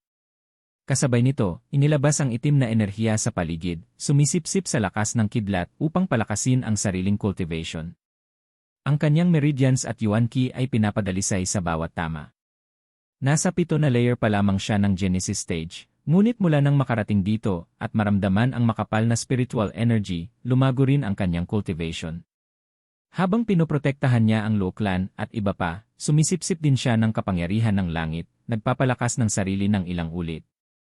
Sa isang tunog, naabot niya ang 8 na layer. Ngumiti si Zufan. Boom! Isa pang kidlat ang tumama sa kanyang ulo, buong katawan niya ay nanginginig. Pinabilis ng Demon Transformation Art ang paglabas ng lakas ng kidlat, ngunit isang bahagi ay nakalusot sa loob, dumadaloy sa kanyang ugat at pinipilit ang katawan niya. Dumugo siya sa bibig. Pinili niyang tiisin ito.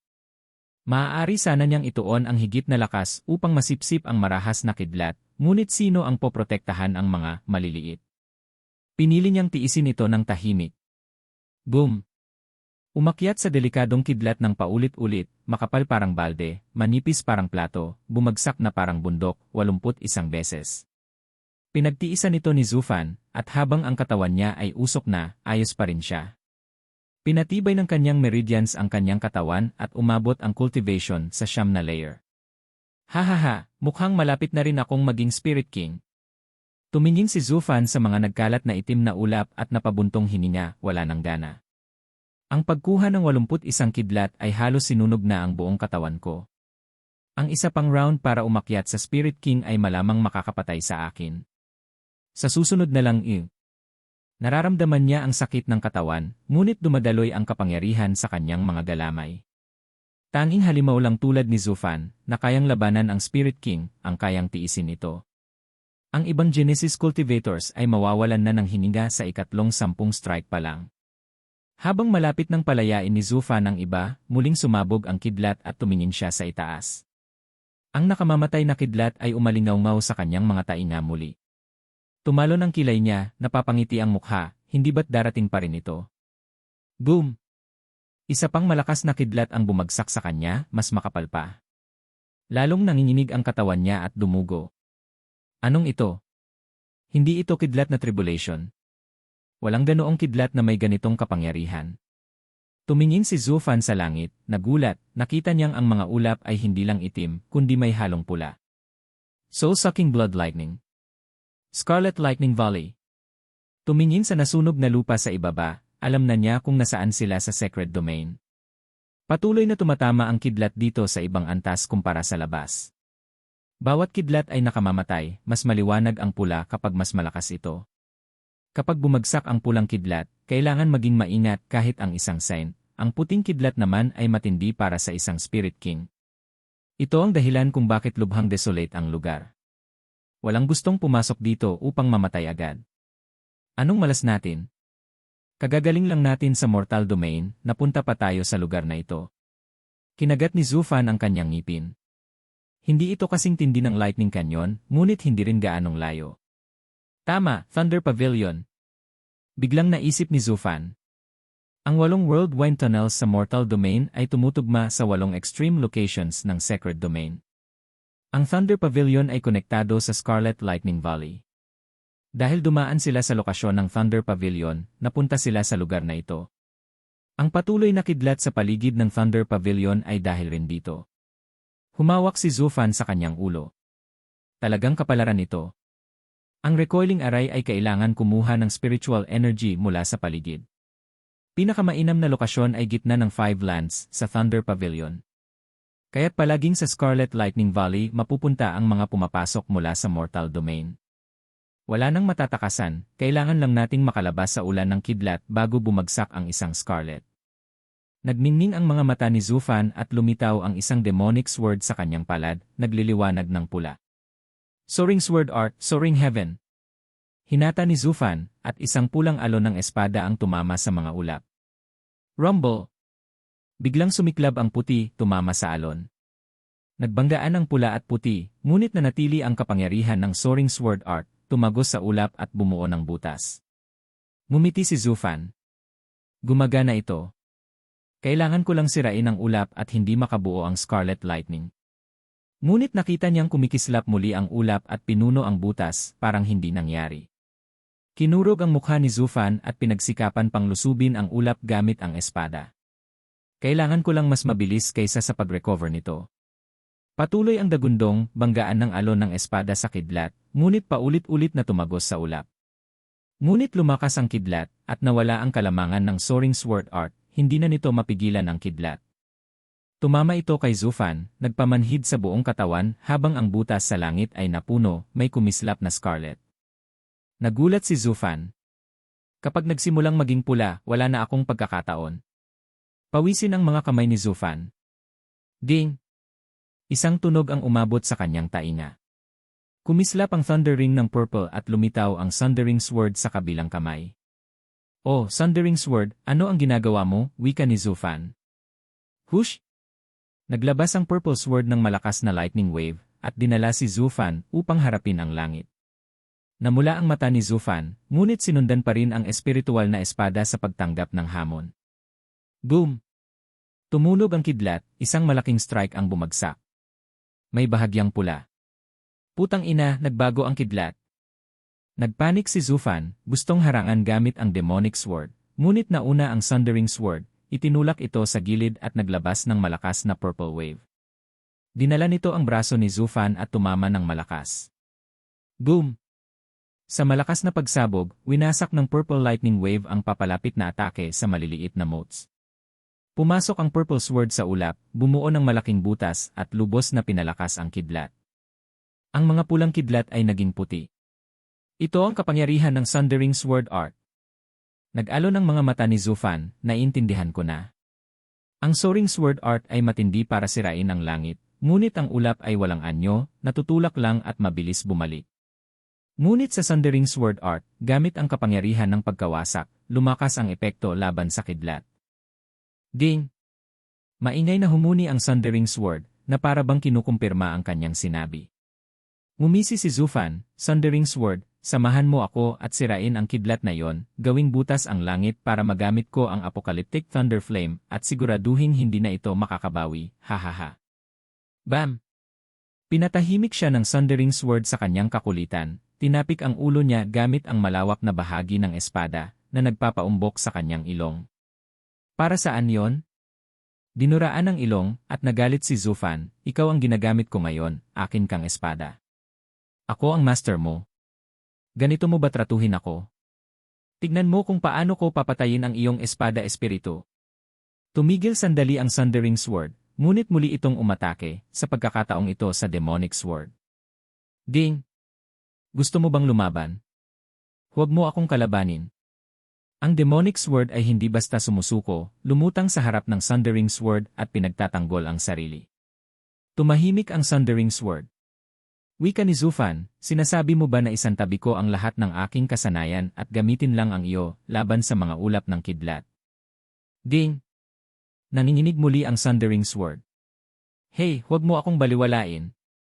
Ako ay gawa sa matibay na material, 4 na espada sa katotohanan. Ngunit isang baguhan tulad mo ang sinusubukang palitan ako. Bakit gagamitin ng master ang isa lang sa akin? Sinusubukan mo ba akong palitan? Ha, mangarap ka lang, kalawang na bakal, sa loob ng ilang araw ay magiging bahagi ka ko, hehehe. Nainis na ang Demonic Sword sa kayabangan ng Sundering Sword at ibinaba ang talim, handang makipagbaka. Tumango si Zufan, sige, bibigyan kita ng pagkakataon. Demonic Sword, bumalik ka. Nagtagal ang Demonic Sword, nagulat sa desisyon ng Master, halos malungkot pa. Master, mayroon ka ng bagong apoy at nakalimutan mo na ang iyong matapat na kasama. 4 na talim ang gawa ko. Hindi nagreklamo ang Demonic Sword, napansin ang determinasyon ni Zufan, nagbago sa itim na liwanag at pumasok sa kanyang katawan. Hawak ni Zufan ang Sundering Sword at dinala siya sa langit upang harapin ang mga hamon ng kidlat. Patuloy na tumatama ang kidlat, ngunit si Zufan ay umiikot lamang sa Sundering Sword, winawasak ang mga atake, at nagpapalabas ng purple na liwanag sa bawat tama. Ang ganap na pagkawasak ng kidlat ay nagpapahina sa mga ulap ng kidlat. Noong ginagamit niya ang Soaring Sword Art, pinagkalat lamang nito ang kapangyarihan ng kidlat sa ulap, na naantala lamang ang paglago nito, ngunit hindi pinatay ang pinagmulan. Ngayon, mayroon na siyang paraan upang wasakin ang mga ulap. Boom! Sumugod si Zufan sa ulap ng kidlat gamit ang Sundering Sword, napapaligiran na siya ng kidlat mula sa lahat ng direksyon. Kung gagamitin ko ang Thunder Flame Void Annihilation ngayon, ang mga ulap. Bam! Naginaw siya sa sarili niyang imahinasyon ng biglang tama sa ulo. Napabuntong hininga si Zufan, sige, naiintindihan ko, wala nang ibang kasanayan kundi ikaw lang, masaya ka ba? Pero paano mo mapapalis ang mga ulap sa isang lugar na 1,000 milya ang lawak? Kapag nagsimulang lumabas ang pula. Tahimik ang Sundering Sword. Ngunit nagsimula itong kumilos at hinawakan ang kamay ni Zufan. Kumislap ang talim ng malalim na purple. Biglang lumitaw ang isang imahe sa isip ni Zufan habang ginagamit ang Sundering Sword. Sundering, balang araw dadalhin kita sa Rurok, magiging sentro ng lahat, hahaha.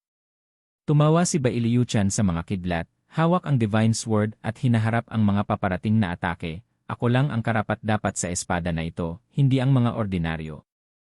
Ngunit, huminto si Bailiuchan, may takot sa mata, palaging may mas magaling dyan sa labas. Kapag may kumuha sa iyo mula sa akin, ibig sabihin ay hindi ako karapat-dapat, at dapat kang magkaroon ng mas malakas na master. Siya ay magdadala sa iyo sa Rurok at hindi ididiskaril ang pangalan ng Sundering, paghahati ng langit. Sa oras na yon, patay na ako, ngunit ipapasa mo ang lahat ng aking kaalaman sa paraan ng espada sa kanya. Kung hindi ko man maabot ang Rurok, iyon na ang aking daan. Yumugyog ang Sundering Sword, tila nagpakalma sa kanya. Hahaha, iniisip ko lang. Sino ang makakatalo sa akin? Huwag kang mag-alala, hahaha. Naintindihan na ni Zufan ang Sundering Sword. Ipinapasa nito ang pamana ni Bailiuchan. Wala nang iba pang tao ang tunay na nakakaunawa ng Sundering Sword Art gaya ni Bailiuchan, kahit na ang Sword Sovereign. Habang ginawa niya ang 5 divine swords sa pamamagitan ng pagsasama ng kanilang mga arts sa 5 sacred beasts, hindi niya alam ang tunay na epekto nito. Ngunit si Baili Yuqian ay buong buhay na nakatuon sa Sundering Sword Art, na nauunawaan ang sentro nito. Kaya naman, ang pamana ng Sundering Sword ay naglalaman ng imahe ni Baili Yuqian, hindi iba. Ngunit isa lamang ang tunay na nakakaunawa nito. Tumutok ang mata ni Zhu Fan, sinusundan ang halimbawa ni Baili Yuqian, at iniwan ang malupit na mga palo. Humina ang hangin at kumislap ang purple lightning habang bumabagsak ang espada. Nawala ang mga ulap ng kidlat sa paligid, at sumabog ang kidlat sa lahat ng direksyon, bumagsak ang mundo. Nakalimutan ni Zhu Fan ang sarili, sinusundan ang kilos ni Baili Yuqian ng perpekto, nagbubuga ng malupit na palo. Pagkatapos ng buong set ng strikes, malinaw na ang langit, at sumikat ang araw sa sunog na lupa sa unang pagkakataon. May luha si Zhu Fan, hindi dahil sa kanya, kundi dahil sa Sundering Sword Spirit, na naglink ang isip nila. Maaaring hindi magsalita ang espada espiritu, ngunit na ipapadala nito ang malalim na emosyon kay Zhu Fan. Kumikislap ang purple mula sa Sundering Sword, sumanib sa spiritual energy ng mundo. Nakita ni Zhu Fan na ibinabalik ng espada ang enerhiya nito sa lupa matapos ipasa ang Sundering Sword Art. Tunay na sakripisyo para sa isang tunay na kaibigan. Sa pagkamatay ng Invincible Sword, nais nitong sumama sa kanya. Ngunit dahil sa kagustuhang ipasa ang pamana, nanatili ito. Ngayon, may papasa na rin ito ng walang pagsisisi. Naging walang laman na shell na lamang ang Sundering Sword. Zhu Fan, abutin ang rurok. Habang nawawala ang huling purple na enerhiya, nakita ni Zhu Fan ang sigaw ng Invincible Sword sa isip niya, isang basbas para sa kanya imbes na sa dating master. Ngumiti si Zhu Fan, gaya ng master, gaya ng espada.